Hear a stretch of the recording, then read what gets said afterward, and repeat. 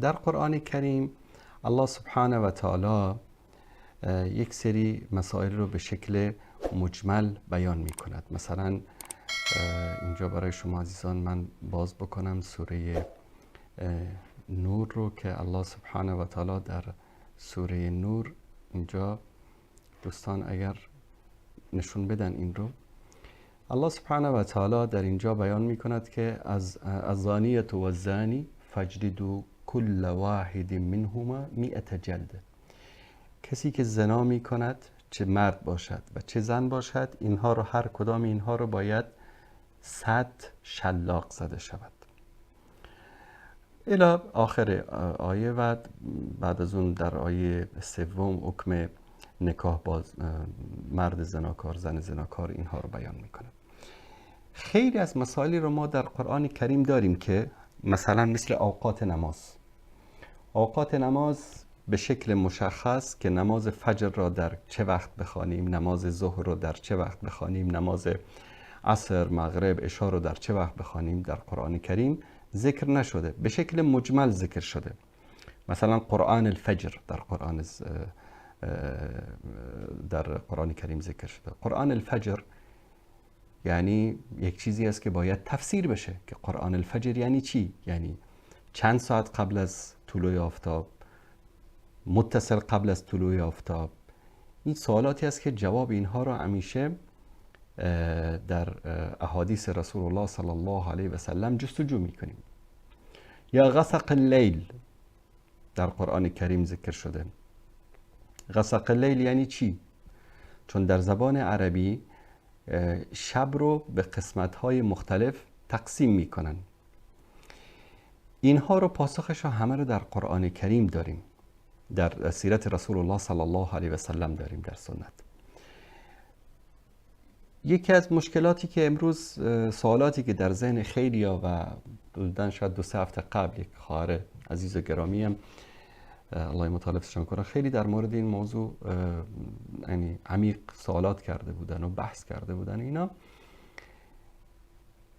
که چرا به اصطلاح اینجا یک جا میگه که سنگسار بشه و یک جا میگه که شلاق زده بشه، بعد این حکم کسی که ازدواج کرده باشه و کسی که ازدواج نکرده باشه اینها رو در سنت چرا جدا میکنن. اگر ما بخوایم بر اساس این شبهات همه مسائل دینیمون رو بیان بکنیم، حج، روزه، نماز، زکات، یعنی همه عبادت ها رو برای شبهات ایجاد می شود. چون که همه این عبادت ها به شکل مجمل آمده است در قرآن کریم. چون اگر به شکل مفصل می آمد، به طور مثال شما بیایید در مورد میراث، در مورد حج، در مورد روزه ماه رمضان، در مورد نماز، احکام، شروطش، سنن و مستحبات الی آخری، ما امروز به جای قرآن این یک جلدی که داریم باید 10 جلد قرآن می داشتیم. و الله سبحانه و تعالی در قرآن کریم به قول یکی از علما می گفت که یکی اومد گفت که تو همین ریش رو از قرآن برای من ثابت بکن. ضد کرده بود که یالا ریش رو از قرآن کریم برای من ثابت بکن، که در گفت باشه چشم، از قرآن کریم ریش رو برای تو ثابت میکنم. میگه در قرآن کریم گفتم که الله سبحانه و تعالی میفرماید که اطیع الله و اطیع الرسول، از الله و از رسول اطاعت بکنید.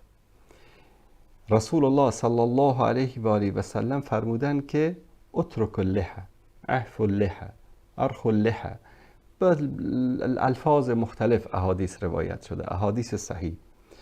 قرآن گفته اطیع الله و اطیع الرسول، از الله اطاعت کنید و از رسول اطاعت بکنید. پس اطاعت از رسول امین است که ما به سنت رسول الله صلی الله علیه و سلم و اوامری که در سنت آمده باید چیکار بکنیم؟ عمل بکنیم. در جای دیگر میفرماید که و ما آتاکم الرسول فخذوه و ما نهاکم عنه فانتهوا، هر آنچه که پیامبر برای شما میاره شما رو قبول بکنید و از هر آنچه شما رو نهی میکنه شما باز بگردید یا دوری بکنید. شاید یکی بگه که خب حالا پیامبر، یعنی ما قرآن رو قبول کنیم، حدیث پیامبر رو قبول بکنیم، حرف پیامبر رو قبول بکنیم. بله، حرف پیامبر رو ما بدون چون و چرا قبول میکنیم، چرا؟ چون خود الله سبحانه و تعالی پیامبر رو تزکیه کرده است. چی گفته؟ و ما ینطق عن الهوى این هو الا وحی یوحى.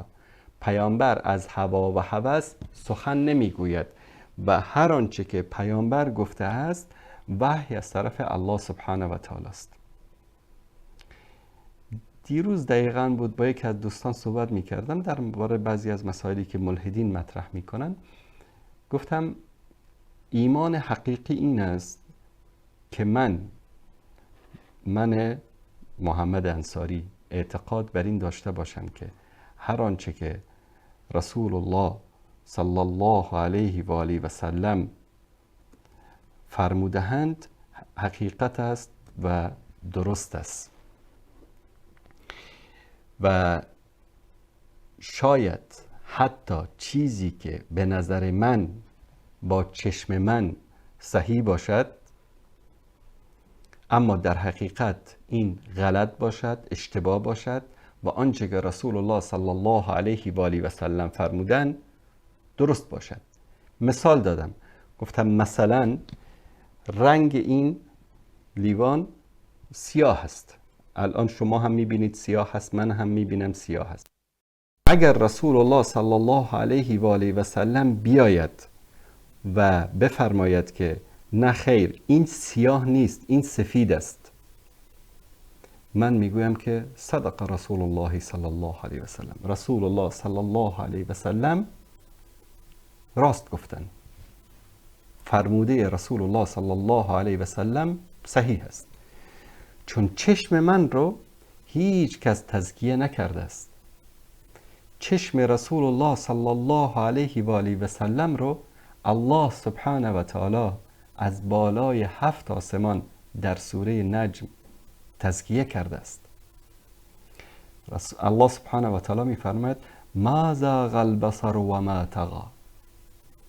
چشم رسول الله صلی الله علیه و سلم اشتباه ندیده، چیز دیگری را ندیده، نه کم دیده نه بیش دیده. هر آنچه که حقیقت بوده آن را دیده است. در مورد قضیه دیدن جبرئیل علیه السلام و گرفتن وحی و این مسائل است این آیات. چشم رسول الله صلی الله علیه و سلم را الله متعال تزکیه کرده. قلب رسول الله صلی الله علیه و آله و سلم را الله متعال تزکیه کرده. زبانشان را تزکیه کرده. سخنانشان را تزکیه کرده. همین کافی است که و ما ینطق عن الهوى از هوا و هوس سخن نمیگوید. پس امروز عده‌ای پیدا شدن، بعضیا ملحدین هستن، بعضیا قرآنیون هستن، بعضیا روافض هستن، بعضیا هم مسلمانانی هستن که میخواهند که اسلام رو طبق محیط غربی، حقوق بشر و سازمان ملل و این چیزا برابر بکنن. یعنی بگن که والا اون دیدگاهی که شما دارید نسبت به اسلام که والا اسلام دین خشونت هست و اسلام دین فلان است و علان است و اینا، اسلام اونطوری نیست. اسلام یک دین بسیار پیشرفته است. به خاطر همین میان مثلا قتل مرتد رو انکار میکنن، میان جهاد رو انکار میکنن، میان مثلا سنگسار کردن رو انکار میکنن. اینها رو بعضیاشون نه اینکه انکار کلی بکنن، توجیه میکنن به یک شکلی. چرا؟ چون که اسلام بیاد مثل همون جامعه غرب، مثل همونایی که به اصطلاح طرفدار حقوق بشر ساختگی خودشان فلان علان هستن، به اون شکل اسلام بشه و مردم مثل یک طعنه‌ای که وارد میکنن به اسلام به نظر اونها این رو از اسلام دور بکنن. خب در اینجا بعد میان چی میگن؟ که مسئله سنگسار شدن حالا چون در قرآن نیست و در حدیث است و سر حدیث هم عرف و حدیث زیاد هست، امکان داره درست باشه امکان داره نادرست باشه، به یک شکلی مسئله رو به اصطلاح ماستمالی میکنن که اسلام یک دین متمدن و خوب جلوه بکنه. ببینید دوستان عزیز، اسلام دین متمدن است، اسلام دین الله سبحانه و تعالی است، اسلام دین هر زمان و هر مکان است. نیاز نیست که ما اسلام رو بیایم زیبا جلوه بدیم، اسلام خودش زیباست. در قضیه زناکار مرد، زناکار زن، آنچه که در قرآن کریم ذکر شده این آیاتی که ذکر شده در سوره نور، آیات 1 2 و 3، این آیاتی است که به شکل کلی به اصطلاح مجمل این قضیه رو آمده بحث کرده و آیات رجم در قرآن کریم بوده و از جمله آیاتی است که منسوخ شده و این در حدیث برای ما ثابت است از رسول الله صلی الله علیه و سلم. قبل از اینکه در مورد این آیات صحبت بکنیم، این رو باید بگیم که الله سبحانه و تعالی در قرآن کریم برای ما میفرماید که و ما ننسخ من آیه او ننسها، آیاتی رو که ما نسخ کردیم یا تو فراموش کرده شدی. نمیگه که و ما ننسخ من آیه او نسیتها، آیاتی که ما نسخ کردیم یا تو فراموش کردی. میگه آیاتی رو که ما نسخ کردیم و تو فراموش کرده شدی، یعنی این الله سبحانه و تعالی از یادتو برده. اون روز داشتم کسی به نام کاوش، یک ملحدی است، داشتم اون رو میدم، از حماقت و جهالتش این بود این آیه رو میاره، بعد میگه که این آیه‌ای که محمد صلی الله علیه و سلم فراموش کرده کدوم آیه بوده. اینقدر نمیفهمه این جاهل که این فراموش پیامبر نیست. الله میگه که ما این آیات رو به اصطلاح فراموش کرده شد، یعنی از طرف الله سبحانه و تعالی طوری از ذهن پیامبر صلی الله علیه و سلم گرفته شد که انگار پیامبر که این آیه نازل نشده اصلا، اینطوری به فراموشی سپرده شد توسط فعل الله سبحانه و تعالی. نسخ چند قسم است. یکی نسخی است که هم آیه از قرآن کریم نسخ میشه، یعنی از قرآن پاک میشه، و هم حکمش پاک میشه. و یک نوع نسخ است که حکمش پاک میشه، آیه در قرآن کریم باقی میمانه. یکی است که حکمش میمانه، آیه از قرآن کریم نسخ میشه. اینا همین انواع نسخ است که علما اینو بیان کردن و بعضی دیگه است که حالا وارد تفاصیل نسخ نمیشیم چون موضوع ما نیست. و در مورد آیه رجم هم الله سبحانه و تعالی در قرآن کریم در سوره احزاب بوده که الشیخ و الشیخة اذا زنیا فرجموهما. البته این آیه است که در سوره احزاب بوده، حکمش باقی است، اما الله سبحانه و تعالی این رو نسخ کرده. و حدیث صحیح و جالبی است از سیدنا عمر رضی الله تعالی عنه که در ابن ماجه این حدیث روایت شده که عبدالله ابن عباس از عمر ابن خطاب رضی الله تعالی عنهما روایت میکنه که لقد خشیت ان یطول بالناس زمان حتی یقول قائل ما اجد الرجم فی کتاب الله. میگه میترسم زمان طولانی بگذره، 1000 سال 1400 سال بگذره، بعد مردم بیان چی بگن که والله ما آیه رجم رو در قرآن پیدا نمی کنیم. فیذلوا بترک الفریضه من فرائض الله، بعد از اون گمراه بشوند به وسیله ترک کردن یکی از فرائض الله سبحانه و تعالی. الا و ان الرجم حق اذا احسن الرجل و قامت البینه او کان حمل او اعتراف. رجم حق است در صورتی که مرد محسن باشه، یعنی ازدواج کرده باشه، دلیل باشه، 4 تا شاهد باشه یا اعتراف باشه. ولقد قرأت الشیخ و الشیخة اذا زنیا فرجموهما. البته رجم رسول الله صلی الله علیه و سلم و رجمنا بعده. رسول الله صلی الله علیه و سلم رجم کردن، یعنی سنگسار کردن، و ما هم بعد از ایشان سنگسار کردیم. این دلیل قوی هست که حکم رجم هست، اما آیهش در قرآن کریم چی شده؟ نسخ شده. چرا همچین یک به اصطلاح امروزی یک زجر کش کردن، یک وحشیانه کشتن، امروز میگن نه این چیزها رو، چرا همچین چیزی در قرآن کریم هست یا در دین مبین؟ به چه شکلی میکشن؟ چرا اینقدر زجر کش میکنن؟ چرا این گونه باید باشه؟ چرا در اسلام همچین چیزی وجود داره؟ ببینید، اولا من این یک آیه رو خدمت شما میخوام نشون بدم. این آیه رو اینجا برای شما میارم تا این آیه خیلی مهم است. اولا ازدواج چرا بر زن و مرد شوهردار سنگسار است؟ اولا ازدواج یکی از مهمترین پیمانهایی که در قرآن کریم هیچ پیمانی رو به این عنوان ذکر نکردن. دوستان عزیز اگه این رو نشون بدن و کیف تأخذونه وقد افضى بعضكم الى بعض واخذن منكم میثاقا غلیظا.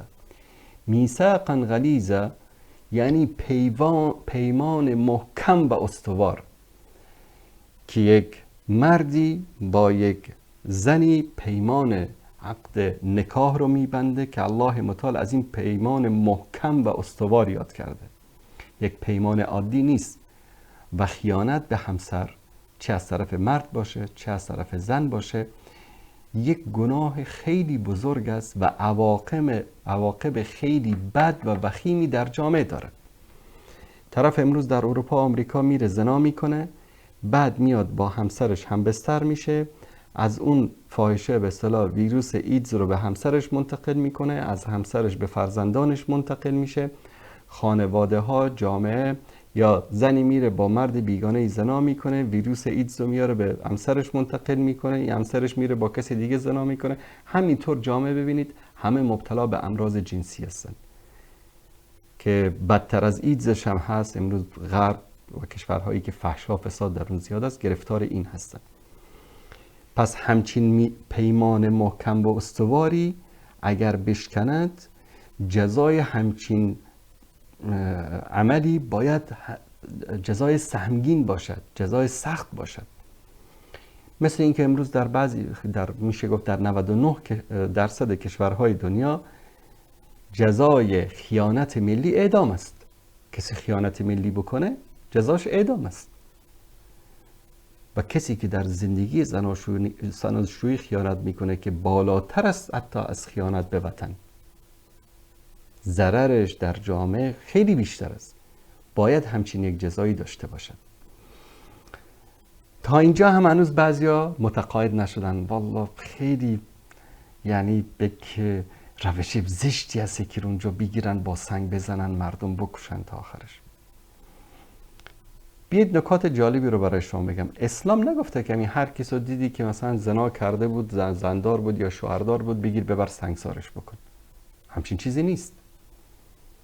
شروط خیلی سختی برای این مسئله قرار داده شده است. شروط سخت چی است؟ کسی آمد گفت که فلان با فلان زنا کرده و طرف زندار است یا شوهردار است. میبرن پیش قاضی. قاضی میگه که آیا شاهد هست برای این کار؟ والا میگن مثلا احمد یا محمود یا علی یا مقصود دیده این کارو، بیارش اینجا. علی جان تو که این شهادت میدی برای اینا، شاهد دیگری همراه خودت داری؟ میگه نه، من تنها خودم دیدم. خوبه. اون زن و شوهر رو میگن شما برید این علی رو پدرش رو در میارن، 80 ضربه شلاق بهش میزنن. چرا؟ این تهمت محسوب میشه. ولو این که اون دوتا زنا کرده باشن، اصلا زنا کردن این آمده دیده، میاد پیش قاضی میگه جناب حضرت والله بالله تالله من دیدم، میگه ببرید 80 ضربه شلاق بزنید. چرا؟ چون که وقتی رجم صورت میگیره یا شلاق زده میشه که 4 تا شاهد بیاره. اون شاهد هم شروطش، هر شاهد هم هر کسی نمیتونه شهادت بده. شاهد عدل باید باشه و عدالت شاهد این خودش یک بحث جداگانه است در اسلام. در زمان سیدنا عمر رضی الله تعالی عنه 4 نفر اومدن شهادت دادن که فلان با فلان زنا کرد، ما هر 4مون دیدیم. بعد این نیست که قاضی بیاد اونجا بگه شما دیدید زنا میکرد؟ بله دیدیم، یالا ببرید اینو سنگسار بکنید. آوردن این 4 نفر شاهد رو. حضرت عمر از اولی پرسید تو دیدی؟ گفت بله دیدم. دیدی که اینها داشتن، حتی با عرض معذرت از دوستان عزیز بینندگان گرامی، که حالت تناسلی اینها وارد هم دیگر شده بود؟ گفت بله دیدم. از دومی پرسید فلانی آیا تو دیدی که اینا داشتن زنا می‌کردن با همین وضعیت؟ گفت بله دیدم یا امیرالمومنین. سومی آمد دیدی؟ گفت بله دیدم. همه چیزو با کامل با تفاصیلش دیدی؟ گفت دیدم. نفر چهارمی شاید به کمی دیر رسیده بود دیگه، اینو پرسیدن که امیرالمومنین عمر بن خطاب رضی الله تعالی عنه فلانی تو دیدی که داشتن زنا میکردن؟ گفت بله دیدم یا امیرالمومنین. فرمودن دیدی که مثال آوردن مثل اینکه چوب سرمه‌دانی رو در سرمه‌دانی داخل میکنن خانم‌ها برای سرمه کردن، این گونه داشتن زنا میکردن؟ گفت امیرالمومنین این با اینطوری ندیدم، اما دیدم که این تا ما رو دیدن بلند شدن.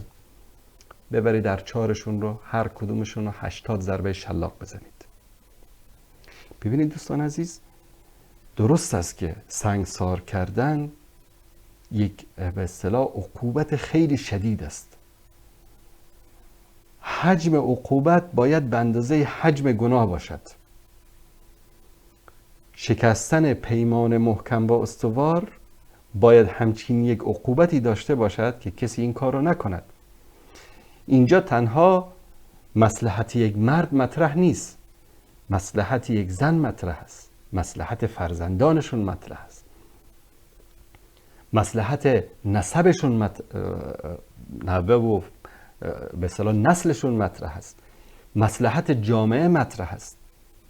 پس همچین یک گناه بزرگی باید یک عقوبت بزرگی هم داشته باشد. اما برای همین گناه بزرگ و عقوبت بزرگ شرایط سختی هم قرار دادن. در زمان رسول الله صلی الله علیه و آله و سلم تا جایی که من سیرت رو مطالعه کردم 2 مورد سنگسار صورت گرفته، هر 2 مورد هم اعتراف بوده. طرف میاد اعتراف میکنه یا رسول الله منو پاک بکن. پیامبر صلی الله علیه و سلم چیکار میکنن؟ رویشون رو برمیگردونن. که میگن دیوونه هستین؟ میگن نه آدم عاقلیه. یا رسول الله منو پاک بکن. چیکار کردی؟ میگن 3 بار رویشون رو برمیگردونن. یعنی چی؟ یعنی برو، مادامی که خدا ستر کرده، کسی ندیده، شاهدی نیست، شکایت نکرده کسی، برو توبه کن، برو. اصرار کرد یا رسول الله منو پاک بکن. رسول الله فرمودن که حامل هستی؟ گفت بله یا رسول الله. گفتم برو، هر وقت فرزندت به دنیا اومد بیا. یعنی چی؟ یعنی برو دیگه نیا. یعنی برو، فرزندت به دنیا اومد، توبه کن، ستر کن، خدا ستر کرده، برو دیگه. اومد بعد از 9 ماه کودکش در بغلش. گفت یا رسول الله منو پاک بکن، کودکم به دنیا اومد. گفت که برو اینو شیر بده. 2 سال. یعنی چی؟ یعنی برو دیگه اینو شیر بده، توبه کن، دیگه از این کارا نکن، دیگه هم نیا پیش من. 2 سال گذشت و در حالی این زن آمد پیش رسول الله صلی الله علیه و سلم که کودکش در دستش یک پارچه نان بود، داشت نان میخورد. گفت یا رسول الله منو پاک بکنید. بعد از اون رسول الله صلی الله علیه و سلم امر کردن و سنگسار شد. میگم تا جایی که من مطالعه کردم سیرت رو، ما کسانی اومده باشند شاهدی داده باشند کسی سنگسار شده باشه صورت نگرفته. 2 مورد است فکر کنم در سیرت در سنت ذکر شده که هر 2 مورد هم اعتراف است. حالا موارد دیگری باشه دوستان تذکر بدن به من. در زمان اصحاب رسول الله صلی الله علیه و سلم اگر سنگساری صورت گرفته به اعتراف بوده. هیچ وقت امکان نداره که 2 نفر زنا بکنن 4 تا شاهد، اونم با همه این تفاصیلی که با عرض معذرت ذکر کردم به خاطر اینکه موضوع روشن بشه، کسی رو بتونن در حالت زنا دستگیر بکنن. اما اینکه در بعضی از حکومت‌ها، در بعضی از کشورها بدون دیدن وجه شرعی میان زنا میکنن در بعضی روستاها، مثلا بعضی جا، بعضی فیلم ها، کلیپ ها باز دیده باشید، یا در زمان امارت اول یک موردی فکر کنم بود که فیلمش نشر شده بود. اینها اولا الله اعلم آیا این شروط شرعی رو همه در نظر گرفتن؟ 4 نفر با همه تفاصیل این مسئله رو دیدن که این امکان پذیر نیست. این فقط یک نوع به اصطلاح عقوبت خیلی شدیدی برای یک گناه خیلی بزرگی در نظر گرفته شده است که طبق شرایطی که گذاشته شده است مستحیل است، یعنی غیر ممکن هست که این شرایط رو کسی بتونه، الا اینکه یعنی نمیدونم اتفاق بیفته که 4 نفر بتونن دقیق این رو شهادت بدن. به خاطر همین در محاکم اسلامی از 1400 سال به این طرف اکثر موارد سنگساری که صورت گرفته همه با اعتراف بوده. الان طرف اومده اعتراف کرده که من این کارو کردم و من این جزایی رو که الله برای من تعیین کرده من این رو میخوام. یکی یک روز بحث میکرد این که دیگه ظلم است، جان یک انسان رو گرفتن اینطوری. الان در خیلی از کشورهای اروپایی به نام موت رحیم یا مرگ رحیم به اصطلاح یک قانونی وجود داره. طرف میره میگه که گرفتار یک بیماری است، صعب العلاج است، لا علاج است، میگه منو بکشید، میبرن یک آمپولی بهش میدن، طرف میمیره. بابا جان این طرف اومده میگه که من به این قرآن ایمان دارم، به این آیه ایمان دارم، بیایید منو پاک بکنید، بیایید منو سنگسار بکنید. اما اینکه امروز در کشورهای اسلامی یا در یک جامعه اسلامی یا در نقطه دور افتاده ای از عالم اسلامی یک حکم الله سبحانه و تعالی بدون در نظر داشتن احکام و شروطش اجرا میشه، این گناه اسلام نیست. مثل این کسی که میره مثلا نماز قرتکی میخونه، رکوع سجدهش معلوم نیست، گناه اسلام نیست، گناه نماز نیست، این عبادت رو اینطوری داره انجام میده. یا روزه گرفتن یا حج کردن یا خیلی از عبادت هایی که مردم انجام میدن. پس این آیه در قرآن بوده، جز آیات منسوخ است و الله سبحانه و تعالی این رو به خاطر حکمتی این عقوبت را قرار داده، در مقابل یک گناه عظیم شروط سختی براش قرار داده که این شروط رو همونطوری که گفتم یعنی 1 در میلیون امکان نداره که این به اصطلاح شروط رو در یک قضیه سنگسار کردن بتونه یک محکمه اسلامی اینها رو جمع‌آوری بکنه و حکم صادر بکنه. به خاطر همین این قضیه خیلی چیزی است، امکان پذیر نیست.